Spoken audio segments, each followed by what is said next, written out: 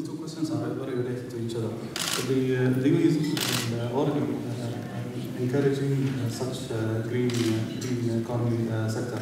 When it comes to import and exports, there are special treatments for those companies. Here we already start giving more attention to those green economy and green technologies while applying to any tenders within the governments. At the same time, we're looking at the various facilities and various supports which we can provide to the private sector and green economies. When it comes to the concessions and the support which you're talking about to private sector, the private sector does not need money.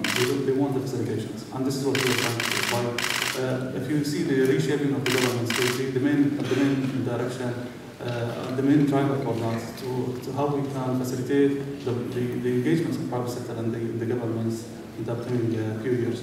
And this is one of the things which we always it's been always the case, and we're going to enhance it in the upcoming years. That the private sector is going to be engaged even in policy and how we're going to facilitate their engagements with us, especially when it comes to climate change, sustainability, and green economy. Thank you.